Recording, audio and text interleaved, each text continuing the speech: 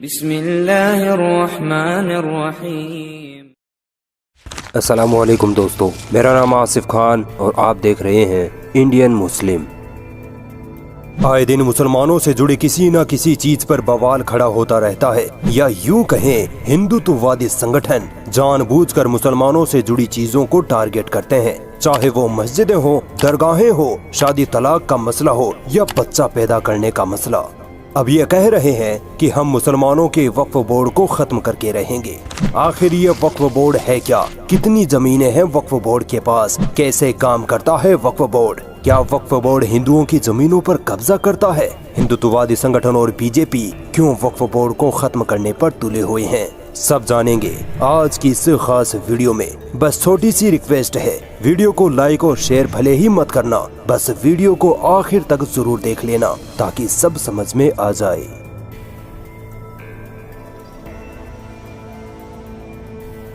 दोस्तों, एकदम सिंपल जुबान में समझाऊं तो वक्फ बोर्ड एक ऐसा संगठन, ऐसा ट्रस्ट है जिसमें मुसलमानों द्वारा वक्फ की गई यानी दान या चैरिटी की गई प्रॉपर्टी का रख रखाव किया जाता है। वक्फ बोर्ड के अंडर मूवेबल और इमूवेबल दोनों तरह की प्रॉपर्टीज आती हैं। मूवेबल मतलब पैसे, शेयर्स, बर्तन या अनाज वगैरह, और इमूवेबल प्रॉपर्टी मतलब घर, जमीन, मस्जिद, मदरसे वगैरह। वक्फ बोर्ड के अंडर सिर्फ मुसलमानों द्वारा दान की गई ही प्रॉपर्टी शामिल की जाती है। ये बात ध्यान रखिएगा। जब कोई मुसलमान अल्लाह की राह में लोगों की खिदमत की नीयत से कोई प्रॉपर्टी वक्फ करता है तो उस प्रॉपर्टी की जिम्मेदारी वक्फ बोर्ड उठाता है। दान की गई या वक्फ की गई जमीन पर हॉस्पिटल, स्कूल, कॉलेज, मस्जिद, मदरसे, कब्रिस्तान, मुसाफिर खाना कुछ भी बनाया जा सकता है, बशर्ते कि वो जरूरतमंदों, गरीबों के काम आना चाहिए। फिर चाहे वो जरूरतमंद लोग किसी भी धर्म के हो सकते हैं। एक बार अगर कोई प्रॉपर्टी अल्लाह की राह में वक्फ कर दी गई तो फिर वो प्रॉपर्टी वापस नहीं ली जा सकती, क्योंकि अब उस प्रॉपर्टी पर सिर्फ और सिर्फ अल्लाह का मालिकाना हक होता है। हाँ, वक्फ बोर्ड के अंडर आने वाली सारी प्रॉपर्टी पर कागजों में भी किसी इंसान का मालिकाना हक नहीं होता है, बल्कि अल्लाह का मालिकाना हक होता है। लिहाजा वक्फ बोर्ड भी दान की गई प्रॉपर्टी को ना तो बेच सकता है, ना ही किसी दूसरे इंसान के नाम करवा सकता है। उस प्रॉपर्टी का इस्तेमाल उसी हिसाब से किया जाएगा जिस हिसाब से प्रॉपर्टी दान करने वाले की नीयत होगी। नीयत हॉस्पिटल बनाने की होगी तो हॉस्पिटल बनेगा, नीयत मस्जिद बनाने की होगी तो मस्जिद ही बनेगी। हाँ, कुछ वक्फ प्रॉपर्टीज ऐसी होती हैं जिनको वक्फ बोर्ड लीज पर या किराए पर भी दे सकता है ताकि उससे आमदनी हो सके, जैसे दुकानें वगैरह। एक होता है वक्फ बोर्ड जिसका नाम आप बार बार सुनते हैं, जबकि एक होता है सेंट्रल वक्फ काउंसिल। दोनों में फर्क क्या है? देखिए, भारत के अलग अलग राज्यों में मुसलमानों द्वारा दान की गई संपत्ति का रिकॉर्ड रखना, वक्फ की प्रॉपर्टी से आने वाली आमदनी का हिसाब रखना, चेक करना कि आमदनी और प्रॉपर्टी का इस्तेमाल सही जगह हो रहा है या नहीं, ये सब काम वक्फ बोर्ड की जिम्मेदारी है। हर राज्य में अलग अलग वक्फ बोर्ड हैं, जैसे यूपी सुन्नी वक्फ बोर्ड, पंजाब वक्फ बोर्ड, आसाम वक्फ बोर्ड वगैरह। भारत में टोटल 32 वक्फ बोर्ड्स हैं। इन सारे 32 वक्फ बोर्ड्स को कंट्रोल करने के लिए भारत सरकार द्वारा सेंट्रल वक्फ काउंसिल बनाया गया। अब इस सेंट्रल वक्फ काउंसिल का control ministry of minority affairs के पास होता है। फिलहाल माइनॉरिटी अफेयर्स की मंत्री स्मृति ईरानी है। उम्मीद है आप वक्फ बोर्ड का ढंग से मतलब समझ गए होंगे। चलिए अब आते हैं वक्फ बोर्ड के इतिहास पर। दोस्तों, सवाल बनता है कि ये वक्फ बोर्ड का जो तरीका है वो इस्लामी तरीका है या यूं ही किसी ने बना दिया? दरअसल ये एक इस्लामी तरीका ही है जो कि गरीब जरूरतमंदों की खिदमत के लिए बनाया गया था। एक बार खैबर की जंग के बाद हजरत उमर रज़ियल्लाहु ताला अन्हु को एक जमीन का हिस्सा मिलता है। हजरत उमर रज़ियल्लाहु ताला अन्हु इस जमीन के मुतालिक नबी सल्लल्लाहु अलैहि वसल्लम के पास जाते हैं और पूछते हैं कि या रसूल अल्लाह, मैं इस जमीन को किसी अच्छे काम में लगाना चाहता हूँ, आप मुझे बताइए कि इस जमीन का मुझे क्या करना चाहिए। आप सल्लल्लाहु अलैहि वसल्लम ने फरमाया कि इसे अल्लाह की राह में वक्फ कर दो और इससे होने वाले फायदे जरूरतमंदों की खिदमत में इस्तेमाल करो। इसके बाद मोहम्मद बिन तुगलक के दौर में वक्फ की जमीनों का सिस्टमेटिक तरीके से रखरखाव शुरू किया गया और फिर मुगलों के दौर में और बेहतर तरीके से इस पर ध्यान दिया गया। आजाद भारत में सन 1954 में पहली बार वक्फ एक्ट पास किया गया और फिर इस एक्ट को 1995 में खत्म कर दूसरा एक्ट बनाकर वक्फ बोर्ड को और मजबूत और सिस्टमेटिक बनाया गया। आपको ये सुनकर हैरानी हो सकती है कि भारतीय रेलवे और भारतीय सेना के बाद पूरे भारत में सबसे ज्यादा प्रॉपर्टी वक्फ बोर्ड के पास है। 2022 के सरकारी आंकड़ों के मुताबिक पूरे भारत में वक्फ बोर्ड की 7,62,595 प्रॉपर्टीज हैं। सबसे ज्यादा प्रॉपर्टी यूपी वक्फ बोर्ड के पास है, फिर पश्चिम बंगाल और फिर पंजाब के पास। अब सवाल पैदा होता है कि आखिर वक्फ बोर्ड के पास इतनी सारी प्रॉपर्टीज आई कहां से? दान में इतनी सारी प्रॉपर्टीज मिलना तो दिमाग में जचता नहीं है। दरअसल दोस्तों, भारत पर मुसलमानों ने तकरीबन 800 सालों तक राज किया है। इस पीरियड में मुसलमानों और मुस्लिम बादशाहों की जो जमीनें थीं, बाद में उनको वक्फ बोर्ड के अंडर ले लिया गया। इसके अलावा भारत पाकिस्तान का जब बंटवारा हुआ तब भारत से जो मुसलमान पाकिस्तान चले गए थे उनकी भी सारी प्रॉपर्टीज, घर, खेत, सब कुछ वक्फ बोर्ड के अंडर आ गई। वक्फ बोर्ड के कानून के अनुसार आज अगर भारत में कोई ऐसी प्रॉपर्टी या जमीन हो जहां इस्लाम से जुड़ा कोई काम सालों से होता हुआ आ रहा हो, जैसे मस्जिद, मदरसे, दरगाहें, कब्रिस्तान वगैरह, तो वो प्रॉपर्टी भी ऑटोमेटिक वक्फ बोर्ड के अंडर आ सकती है। इसी कानून को लेकर हिंदुत्ववादी संगठनों ने वक्फ बोर्ड पर बवाल मचाया हुआ है, जिसके बारे में आगे बात करेंगे। दोस्तों, एक कहावत है कि जहां जमीन होगी वहां कब्जे का विवाद भी होगा। इसीलिए आए दिन वक्फ संपत्तियों पर लोग कब्जा करते रहते हैं। चूंकि वक्फ की जमीनें अल्लाह के नाम होती हैं, इसका कोई वारिस नहीं होता, इसीलिए लोग इन जमीनों पर कब्जा करके बैठ जाते हैं। वक्फ बोर्ड की तकरीबन 54,000 प्रॉपर्टीज पर आज भी लोगों ने कब्जा कर रखा है। भारत की अदालतों में वक्फ बोर्ड की प्रॉपर्टी से जुड़े हजारों मामले चल रहे हैं। सत्ता में बैठे लोग और ताकतवर रसूखदार लोग ही अपनी ताकत का जोर दिखाकर वक्फ की जमीनों पर कब्जा करते रहते हैं। इसकी दो बड़ी वजह है, मैन पावर और मनी पावर की कमी।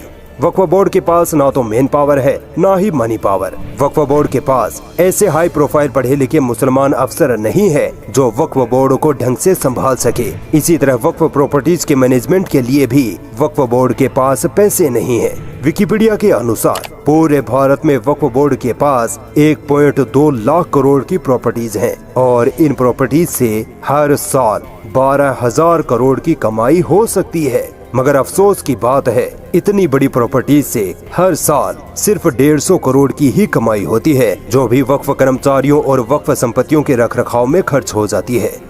यकीन मानिए, अगर वक्फ संपत्तियों का ढंग से मैनेजमेंट किया जाए तो इससे बहुत से गरीब यतीम मुसलमानों की आर्थिक मदद की जा सकती है, मुसलमानों की गरीबी दूर की जा सकती है, शिक्षा के क्षेत्र में मुसलमानों को आगे बढ़ाया जा सकता है। मगर वक्फ बोर्ड के अधिकारियों के निकम्मेपन की वजह से कुछ भी नहीं हो रहा है।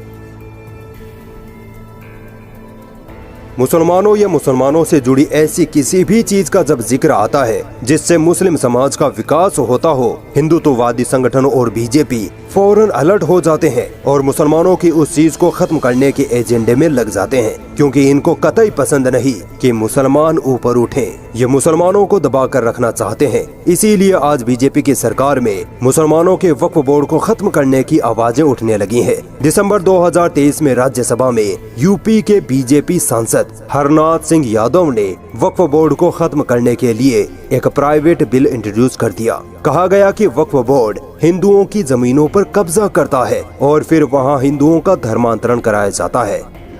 मानवर एक्ट के अकूत शक्ति संपन्न अधिकारों के प्रावधान देकर ऐसा लगता है मानो मात्र हिंदू, सिख, जैन, बौद्ध आदि की संपत्तियों पर कब्जा करने के लिए यह एक्ट विगत सरकार ने बनाया है। वक्फ एक्ट 1995 भारत में इस्लामीकरण स्थापित करने का सबसे बड़ा हथियार बन गया है। अतः मैं सरकार से देश हित में इस असंवैधानिक और अतार्किक वक्फ एक्ट 1995 को तत्काल रद्द करने की मांग करता हूं। आप इनकी नफरत और साजिश देखिए। जो वक्फ बोर्ड गरीब जरूरतमंदों की खिदमत करता है, गरीबों को खाना पीना, घर, नौकरियां मुहैया करवाता है, ये जालिम लोग उसी वक्फ बोर्ड को खत्म करने में लगे हैं।